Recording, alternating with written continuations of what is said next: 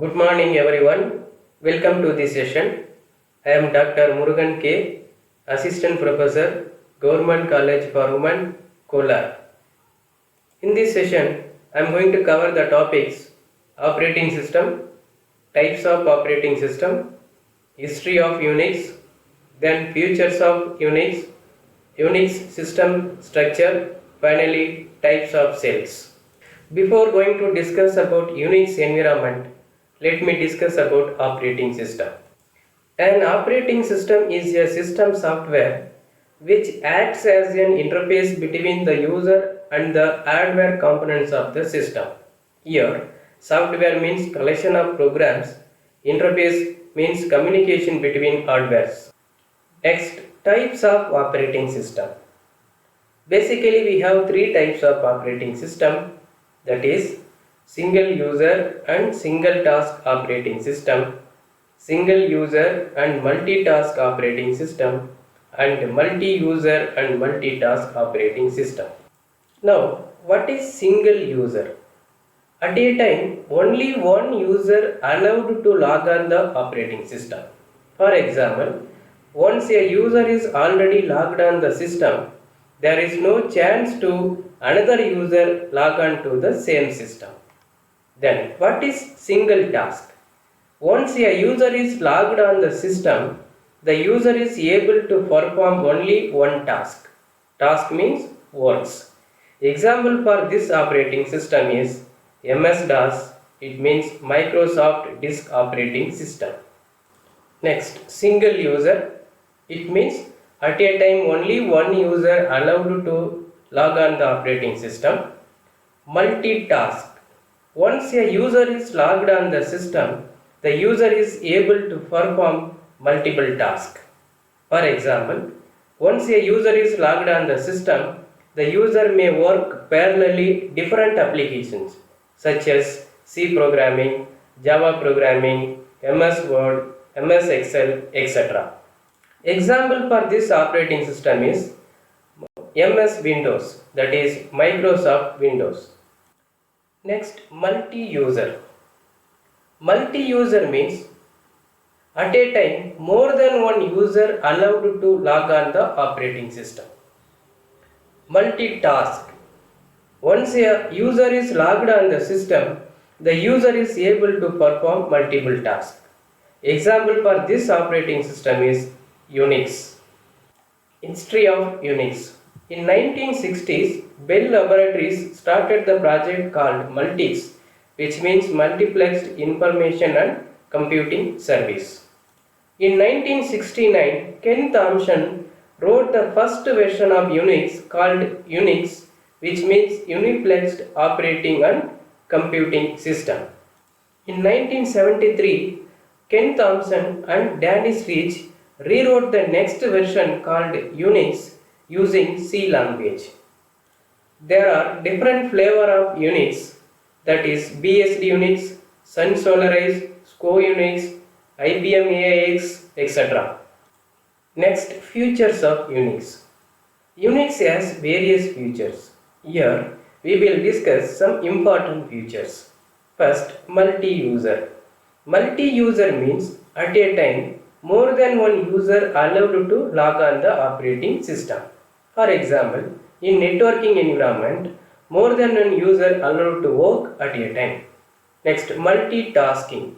It means once a user is logged on the system, the user is able to perform multiple tasks. For example, user may work parallelly different applications such as C programming, Java programming, MS Word, MS Excel, etc. Next, communications. Unix has excellent provisions for communicating users so that the user can exchange the data between them. The communications may be within the same network or between the two or more networks. Next, security. Unix provides security to protecting the data. Unix has different ways of security features, that is using user login and password to protect the data, also using read, write, execute permission to protect the data. Next, portability. Portability is nothing but the ability to move software from one hardware platform to another platform. Next, organized file system. All the data of Unix is organized into files. All files are then organized into directories. These directories are further organized into tree structure called file system. Next, Unix system structure or Unix architecture. Generally, architecture means physical structure. Here, we will discuss physical structure of Unix operating system. Unix architecture consists of multiple components. Look at the diagram. We have hardware. On the top of the hardware placed kernel, then shell. It consists of collection of shell commands. Then application program. It consists of DBMS, FTP, mail, etc. The major components of Unix architecture is hardware, kernel, shell and application program. Hardware. It is a physical part of computer system. It consists of all peripheral devices such as CPU, RAM, hard disk, etc. Next, kernel. The kernel is the heart of the Unix operating system. It acts as an interface between shell and hardware.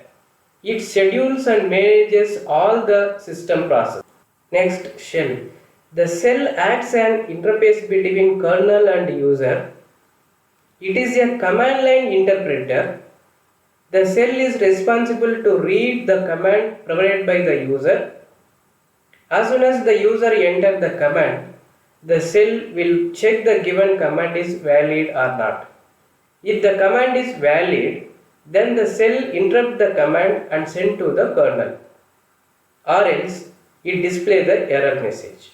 Next, application programs.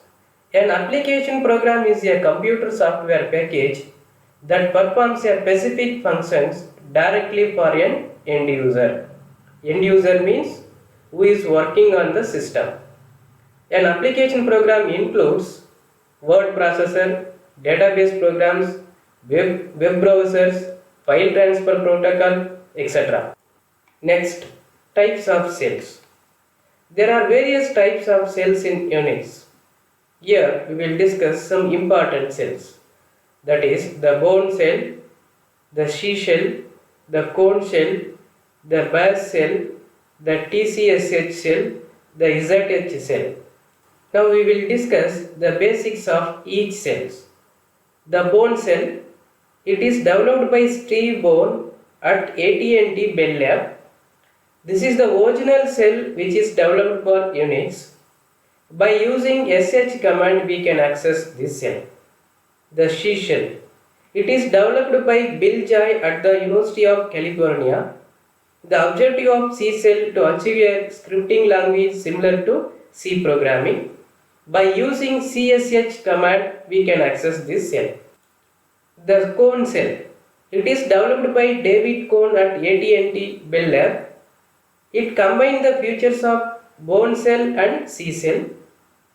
By using KSH command we can access this shell.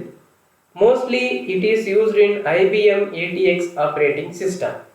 The base shell, Bourne again shell, it is developed by Brian Fox.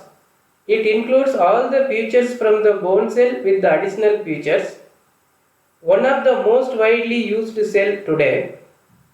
This is the default shell for most of the Unix flavors. By using base command we can access this shell. Bourne again shell means modified version of Bourne shell.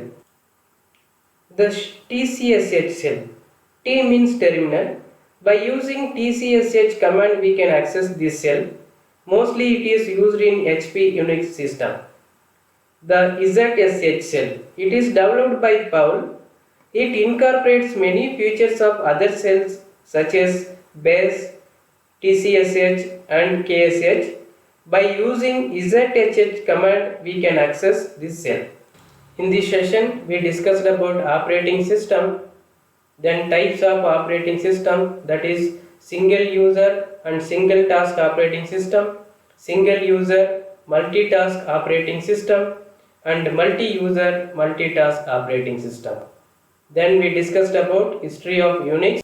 Then we discussed about features of Unix, that is multi-user, multitasking, communication, security, portability and organized file structure. Then we discussed about Unix system structure. It consists of four main components, that is hardware, kernel, shell and application program. Then we discussed various types of cells. I hope you all understand the concepts. If you need more concept about this topic, refer the following reference books. Thanks for watching.